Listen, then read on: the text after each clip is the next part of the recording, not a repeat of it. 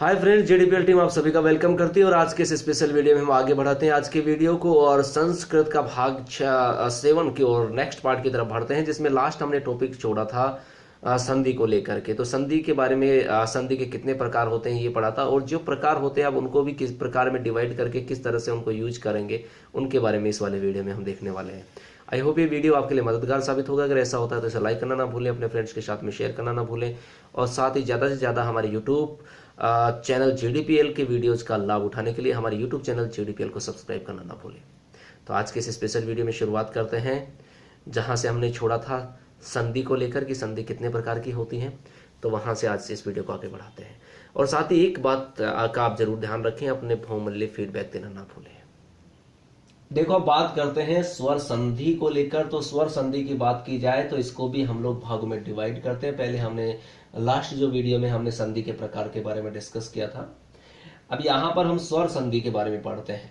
तो स्वर संधि को भी अलग अलग भागों में विभाजित किया जाता है, जैसे यण, अयादि, दीर्घ, गुण, वृद्धि, पूर्व रूप, गुण, प्रकृति भाव, इस तरह से इनको हम लोग क्या करते हैं, डिवाइड कर देते हैं।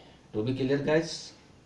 करवा लो इनसे। देखेगा तो बात करें यहां पर हम स्वर संधि के प्रकार की बात करें, यण, अयादि, दीर्घ, गुण, वृद्धि, पूर्व रूप, यण रूप और प्रकृति भाव। तो भी क्लियर गाइस? अब इनको भी क्या हम थोड़ा सा विस्तार से देखते हैं। तो देखेगा, अगर हम यण संधि के बारे में डिस्कस करें, सबसे पहले हम यण को ले लेते हैं। तो यण संधि के बारे में बात करते हैं। ये किसका प्रकार है? स्वर संधि का। तो भी क्लियर?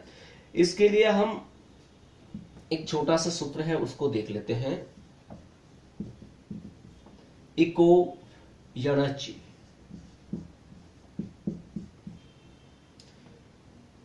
यानी कि इकय यण अचि।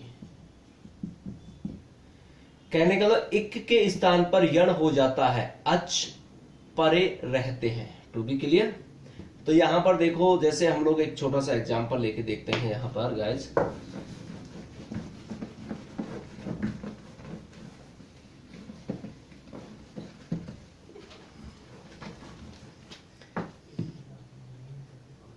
देखो यहां पर एक को लेकर के देख लेते हैं। देखो देखो इसमें क्या होता है, और जो यण होता है उसके बारे में भी हम लोग देख लेते हैं। इसको थोड़ा सा ध्यान से समझना, बहुत ही काम की चीज है। ई,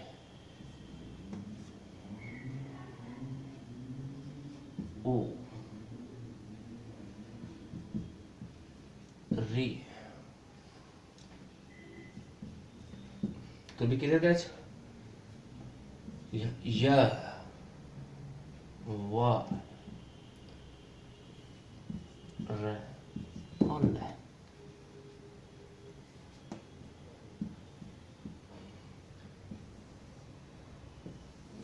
तो भी क्लियर गाइस? इसको देखेगा, एक के अंदर ई, उ, री, र, यण, यो, व, र, ल। राइट? अब इसे में हम लोग देखें, जैसे हम देखते हैं प्रति प्लस इकय। थोड़ा सा ध्यान से देखना इसको।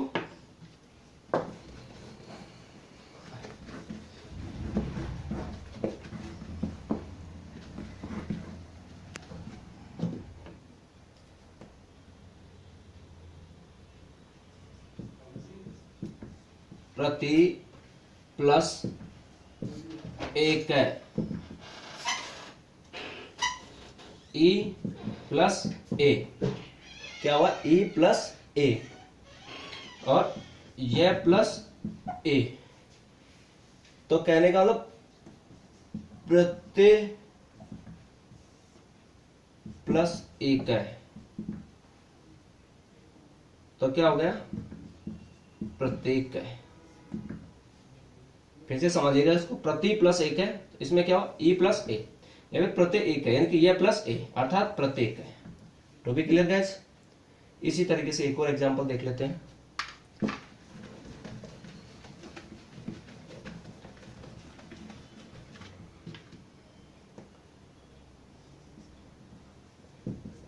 मधु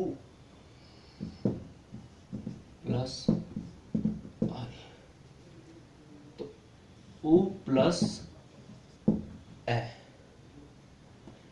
और वैसे देखिए जाए तो देखो वे प्लस ए मध्य प्लस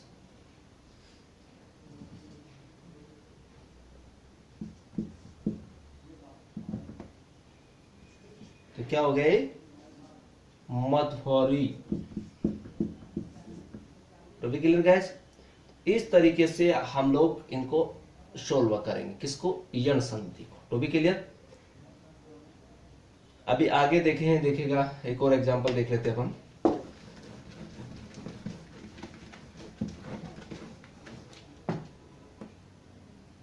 वधु प्लस आगमनम,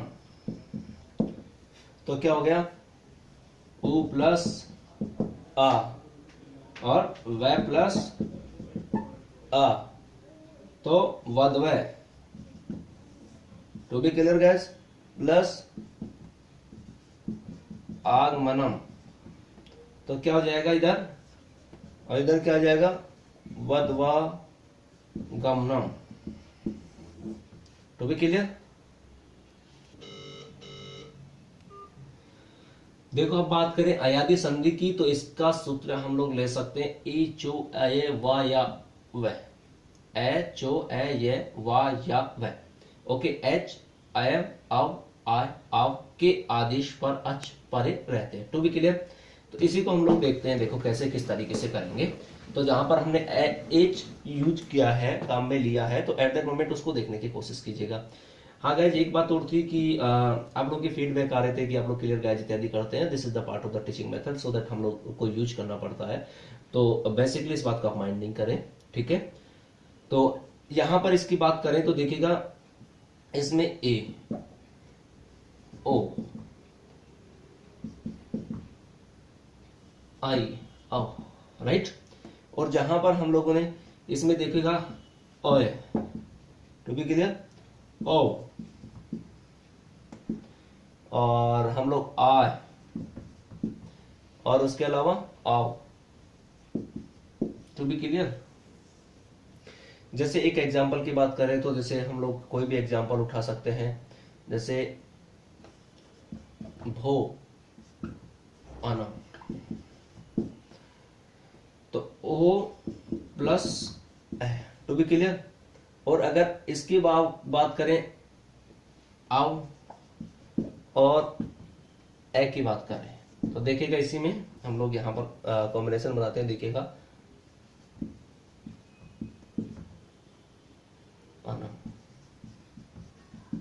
तो क्या हो जाएगा, ये भावनम। क्या हो जाएगा, भावनम।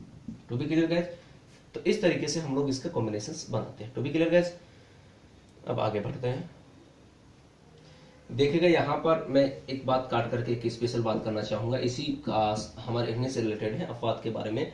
तो देखिएगा सामान्य नियम जो होता है ना, जो जनरल रूल्स होते हैं, तो सामान्य नियम की प्राप्ति में विशेष नियम की प्राप्ति क्या कहलाता है, अपवाद कहलाता है। To be clear guys. तो अपवाद की बात करें तो अपवाद दो प्रकार के होते हैं। कितने प्रकार के, दो प्रकार के। हम यहीं पर पढ़ रहे हैं, इसी पार्ट्स में पढ़ रहे हैं, क्योंकि अपवाद की अगर कोई बात आती है तो अपवाद में एक होता है प्राप्त अपवाद। कौन सा होता है, प्राप्त अपवाद। और दूसरा बात करें तो दूसरा होता है अप्राप्त अपवाद। तो भी क्लियर गाइस। अब प्राप्त अपवाद क्या होता है, इसमें नियम तो प्राप्त होता है लेकिन कार्य नहीं होता। क्या होता है, नियम तो प्राप्त होता है, क्योंकि इसमें लिख रखता है प्राप्त, तो नियम तो क्या होगा, प्राप्त होगा, किंतु क्या नहीं होता, इसमें कार्य नहीं होता। क्या नहीं होता, कार्य प्राप्त नहीं होता। ठीक है, कार्य नहीं होता। To be clear guys.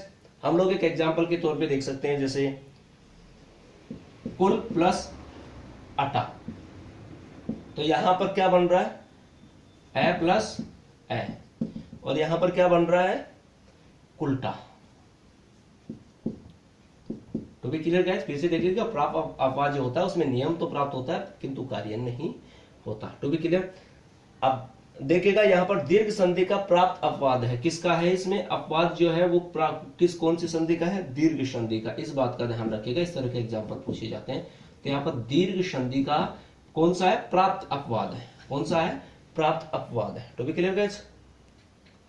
देखो बात करें यहाँ पे अप्राप्त अपवाद की, तो इसमें नियम प्राप्त नहीं होता। क्या होता है? नियम प्राप्त नहीं होता, फिर भी कार्य होता। ठीक है, तो पहले हमने प्राप्त अपवाद पढ़ा, अब ये दूसरा जो है अप्राप्त अपवाद है, इसमें नियम प्राप्त नहीं होता, फिर भी कार्य होता है। जैसे उत्तर प्लस खंड है, तो क्या हो गया? उत्तराखंड है। To be clear guys.